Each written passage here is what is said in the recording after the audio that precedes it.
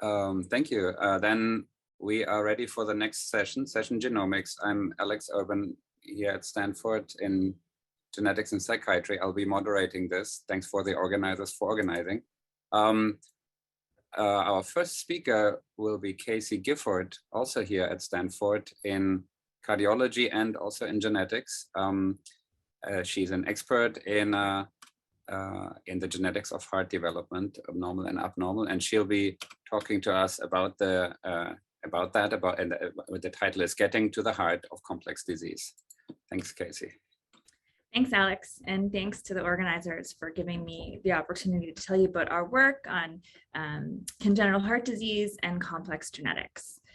So my lab is interested in the complex molecular mechanisms that dictate heart development. So we want to know the transcription factors, regulatory elements that facilitate the earliest stages of heart development. So these stages that happen within the first few weeks of gestation, including from the transformation from this very simple cardiac crescent, all the way through to the development of a mature four-chambered heart. And one reason that we're interested in these molecular mechanisms is the incidence of congenital heart disease. So congenital heart disease is the most common congenital malformation found in roughly 1% of live births. It's been discussed a little bit this morning, actually. And it's actually an umbrella term for more than 35 specific structural problems that might be identified in the heart.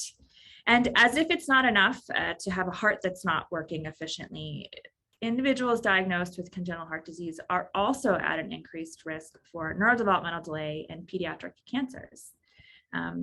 And we believe that congenital heart disease is genetic. One reason we believe this is the high recurrence incidence in first-degree siblings and in families. And so if you are parents that have a child with congenital heart disease, the chances that you will have another child with congenital heart disease are quite high. And so this suggests that somewhere hidden in your genome are the causes of congenital heart disease. But unfortunately, genetic diagnoses are really difficult. So more than half of cases have no known genetic etiology. And while SNVs, aneuploidies, and some single gene causes have been described, the majority are actually unknown. And there's a few potential reasons for that. The first is unknown genes. And so we are not aware of all of the genes that are important in heart development. And so that might be one reason why when it comes to prioritizing variants in patients, we're incapable of defining causes.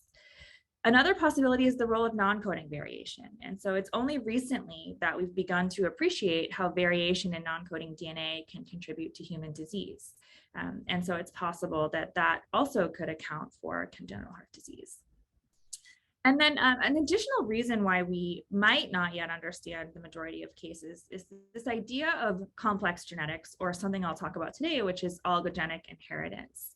And this is actually particularly important in the case of 22q11, because as was discussed earlier today by Dr. Morrow, presented very elegantly, 22q11 does increase your risk for congenital heart disease, but it is not sufficient because not every individual diagnosed with this syndrome have congenital heart disease.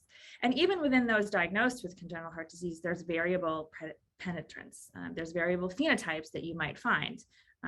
And so it increases your risk, but it doesn't explain the phenotype outright. And so this could perhaps be related to complex genetics. And so I just wanted to outline sort of some of these major genetic mechanisms and make sure we're all on the same page about complex genetics. And so here I've included a very traditional effect size by frequency plot. And on this graph, every variant is indicated by this blue line. And on the left side of this graph, you have monogenic diseases that are thought to be caused by a single variant that's extremely rare in the population, hence the left side of the graph, if not private, unique to the individual. But the effect size of this variant is quite high, meaning it's very deleterious or damaging and dramatically disrupts protein function. The right side of this plot is what we'll call polygenic disease or polygenic phenotypes. And this is a situation where you have hundreds, thousands, even millions of variants that individually have a very small effect size, but when occur in the same cell or in the same individual, the collective mutation is sufficient to lead to a phenotype. And then somewhere in the middle is what I'll refer to as oligogenic. And so this is where you might have a handful of variants that are sufficient to push you above this green line of a phenotype. And this right side of the graph is what we consider to be complex genetic mechanisms.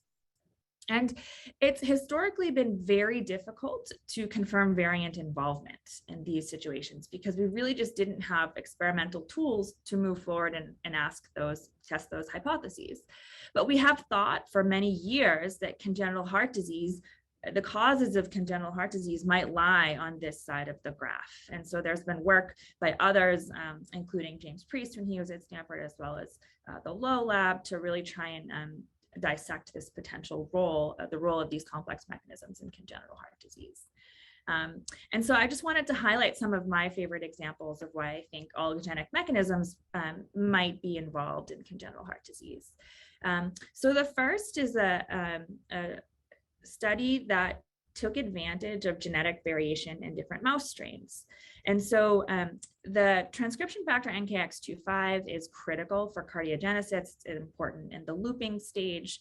And interestingly, the heterozygote NKX25 mouse exhibits a 30 to 40% penetrance of ventricular and atrial septal defects. And a VSD, for example, is where you have this hole in between the ventricles and you get mixing of oxygenated and deoxygenated blood, as was discussed earlier.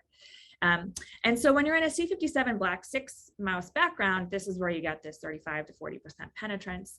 But interestingly, if you then cross this mouse, this NKX25 heterozygote, to an outbred strain, so in this case, the FBBN strain, you actually see the incidence go way down. And so what this suggests is the genetic background is actually influencing the penetrance of the ventricular septal defect in the case of the NKX25 example. And so this is some fundamental model system support for how genetic background and additional variants can influence penetrance. But we also have very straightforward evidence from human phenotypes because of the pleiotropy associated with variation and in human heart phenotypes. And so you might expect that if congenital heart disease was straightforward, that every time you saw a variant in a gene like NKX25 or Notch1, you would see the same phenotype in patients. And that's just not what we see. So we see variants in genes like NKX25 associated with a myriad of congenital heart defects and cardiovascular symptoms.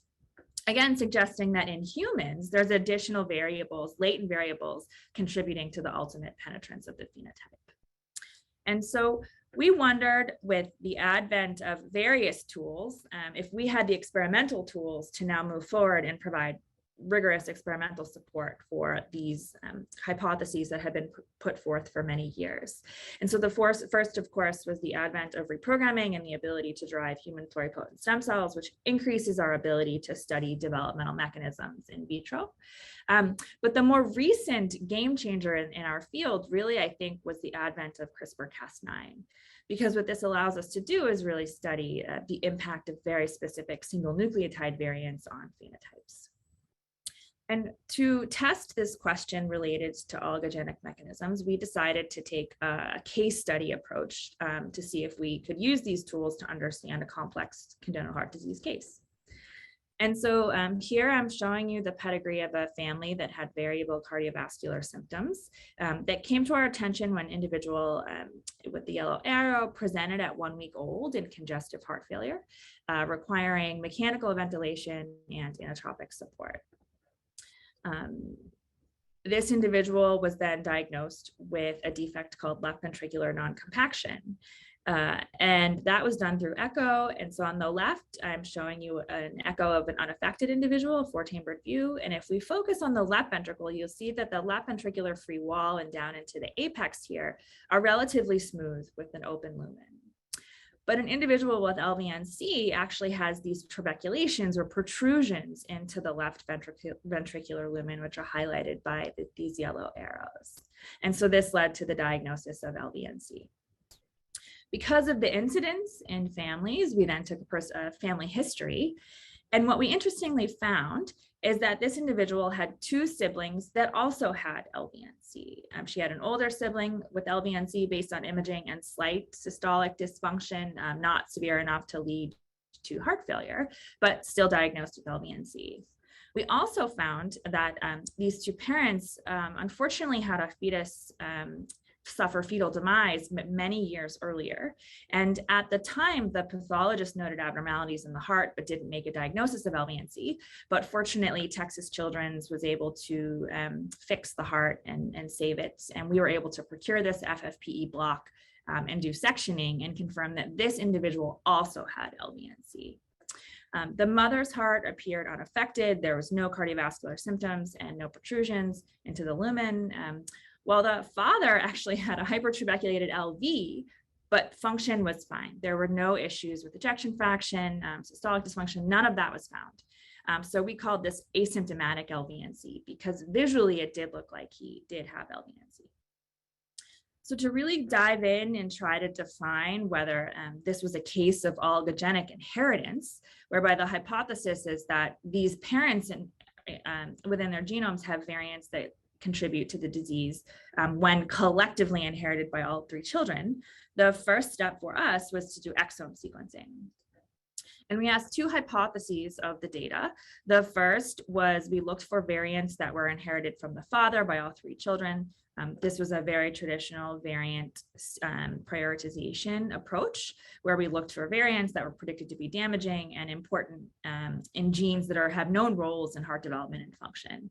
And we identified two single nucleotide missense variants, one in the transcription factor MKL2, which is also known as MRTFB, a transcription factor that's actually essential in epicardial migration and endothelial cell biology. And this was interesting to us because it's never previously been associated with cardiovascular disease, cancer in some cases, but not cardiovascular disease. However, the mouse knockout does lead to a hypertrabeculated left ventricle. And so we thought, okay, well, this is most likely involved. So we were very interested in following up on this variant. But we also found a variant in the gene MYH7. And this encodes for a protein that is an essential component of the sarcomere, which is required for cardiovascular or cardiomyocyte function. And mutations in this gene have been associated with congenital heart disease and cardiomyopathies previously. And so at this point, we weren't sure if one or both were involved, but we thought they were both interesting and worth following up on. And then the second hypothesis we asked of the data was whether there are variants that are inherited from the mother by all three children that might be acting as modifiers, because again, she appears healthy.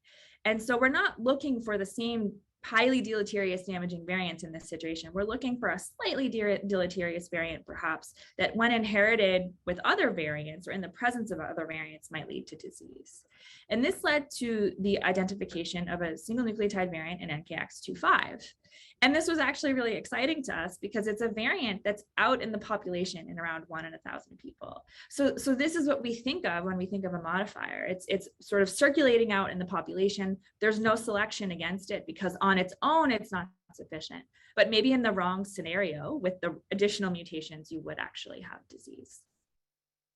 And so one of the experimental approaches we took was to generate mice that harbor the orthologous variants using CRISPR-Cas9. And so then we can ultimately ask this question, do compound triple heterozygous animals exhibit abnormalities in the left ventricular wall, similar to what we see in patients? And so here to evaluate this question, what I'm showing you are 4-chambered views of P3 mouse hearts that are stained with wheat germ agglutinin in green, just to highlight the structure. And then red represents endomucin, which is a marker of the endothelial cells or endocardium that line the left ventricular lumen. And so what you'll notice in a wild type mouse is there's a relatively smooth apex all the way up to the papillary muscle. But when we then look at an NKX25 heterozygote, so again, this on some level represents the mother's genotype, we actually start to see an increase in trabeculation. So we're seeing these trabeculi protrude into the left ventricular lumen. And then when we look at a double mutant that has the MKL2 and MYH7 mutations, we also are seeing protrusions into the left ventricular wall. And then ultimately, when we look at a triple heterozygote mouse, we do indeed still see protrusions into the left ventricular, the LV lumen. Again, so this is suggesting that at least on a histological level, these three variants are contributing to the level of trabeculation that you see in a ventricle. And I just wanted to zoom in and show you that in the triple heterozygotes, we often saw this appearance where you did have the trabeculations into the LV, and they go really deep down into the apex, which is important because a canonical view, as you can see here, that you find in reviews is related to LVNC is really these trabeculations in the apex with a thin apical myocardial wall. And that's really what we saw in the triple heterozygous animals, supporting the hypothesis that these variants contribute to this phenotype. We can, of course, quantify this over many litters. And so here in this left graph, I'm showing you quantification of apical thickness, so the myocardial thickness down in the apex. And you can see that as we add variants and get over here to the purple, which is the triple heterozygote, we see a decrease in the thickness of the apex, really supporting that continuously or consistently, we're seeing very thin apical walls. And then we can also use fractal geometry to quantify the level of hypertrabeculation. And so we see the opposite trend where we see as we add more variants and get over here to the right side of the graph with the triple mutant, you see that these triple mutants have a very high level of trabeculation consistently in the left ventricular lumen. So collectively, this provided histological support that these three individual variants are contributing to this phenotype. We next wanted to provide some molecular evidence to support this phenotype. So we performed RNA sequencing. And what we found when we looked at the triple mutants is that there's an increase in a number of genes associated with more immature stages of cardiovascular development, including the genes IRX3 and ANKRD1, which are expressed at earlier stages of cardiomyocyte development. And this was really exciting to us because it's thought that LVNC arises due to an arrest in myocardial development. And so this RNA sequencing result suggested to us that indeed these myocardial walls were more immature than what you would expect or see compared to a wild type animal, supporting the cause perhaps of LVNC. We also saw downregulation of a number of genes involved in endothelial and endocardial and coronary vasculature biology, which was exciting to us because there's been a lot of work from the De La Pampa and also Christy Redhorse's lab here at Stanford to show that when these genes are dysregulated in the endothelial cells in the coronary vasculature, it can actually lead to a hypertrabeculated LVNC-like phenotype in mice. So this was exciting for us because while we use single nucleotide variants found in humans, we were finding support for the same mechanisms that were identified through traditional mouse studies. And so then we also wanted to use a stem cell differentiation model to try and tease apart some of the molecular mechanisms involved in this phenotype. It can be quite hard to dissect cell types involved in molecular mechanisms in mice because the cardiomyocytes, or excuse me, the heart is multicellular. And so you don't exactly know when you're looking at a bulk data set which cell types are perturbed. And so I just wanted to quickly show you some results from the differentiations towards cardiomyocytes themselves. And so we had stem cells derived, induced pluripotent stem cells derived from the individuals highlighted here. And then again, here I'm just showing you RNA sequencing results to support the molecular phenotype. And what we see is that the cells from the individual with childhood onset LVNC again look more immature in that they're expressing genes associated with earlier stages of differentiation like IRX3 and JAG1 at higher levels than the other individuals that we're comparing to. So this again is supporting the idea that these cardiomyocytes are in a more immature state than their unaffected counterparts. But since this is one time point, it's not clear if they reached this stage at the same time frame as the unaffected individuals and just could not repress some of these genes and so they're stuck there. Or did they exhibit delayed differentiation, meaning they activated these genes at a later time point? And so we did a number of time series experiments. I'll just show one of them here, where we looked at the gene BMP10, which is a marker of trabecular myocardium that's expressed transiently during differentiation. And what this showed is actually that the BMP10 expression the maximal BMP10 expression occurs at a later stage, supporting the idea that this is a delay in activation at this point in differentiation, and not that they're stuck in a time point and can't repress these genes necessarily. So this supports the idea that at least on some level, this LVNC phenotype is also, there's a cell autonomous component within the cardiomyocytes themselves that are exhibiting this delay in differentiation. So in summary, we've recapitulated a human phenotype using single nucleotide variants. We believe we've identified a novel CHD-associated gene in MKL2, as well as a genetic modifier in NKX25A119S. And we believe this is the first experimental evidence of oligogenic inheritance of CHD. So there have been lots of people proposing hypotheses based on human genetics, but there's been very little experimental follow-up. And so we're really excited to be contributing to this area. We, of course, have a lot of work to do to understand the molecular mechanisms and the cell types involved. And so I just wanted to say that really the ultimate goal in my lab is to make precision medicine a reality for individuals affected by CHD. And so I wanted to introduce you to Tatiana and Anna. These are the two young women whose story I've been telling you. And our goal is to be able to predict risk for CHD and also for the neurodevelopmental delay in cancer that I mentioned. And so the time they're ready to have their own children, we can help them avoid some of the same concerns that their family felt when they were not well. And so in my lab, we're very interested in combining a lot of different approaches to answer these questions. We will, of course, continue to look for interesting case studies to uncover complex genetic mechanisms and try and broaden our results. We'll also take a population genetics approach as something similar to what Bernice Morrow was talking about. And to that end, I wanted to mention that we're starting a biobank and a whole genome sequencing effort at the Children's Heart Center, where we hope to be able to computationally identify modifiers, as Bernice Morrow was talking about. But in my lab, we're also interested in looking at genetic interactions and trying to define them in vitro, because we think that that might help predict oligogenic scenarios. And to bring it back to 22q11, I think that syndromic backgrounds like 22q11 are a really exciting way to do a modifier screen. Because again, we know that 22q11 deletion increases your risk for congenital heart disease, but it's not sufficient. And so it's a really exciting opportunity to try and dissect what other variants might be involved in the ultimate phenotype that you see, and then perhaps apply it to situations that aren't syndromic. There's one hurdle that we're trying to overcome in my lab, which has been highlighted previously, which is sort of this multicellular hurdle, because the cardiovascular defects, including clonal defects, are multicellular in origin. They involve multiple cell types found in the heart. And so coming up with an in vitro system that involves all of these cell types is a little difficult. And so that's something that we're actively working on so we can perturb the right cell types. So I'd like to end by thanking Deepak, my former advisor, for supporting all of my work, introduce you to my new lab here at Stanford. And I want to thank you for your attention.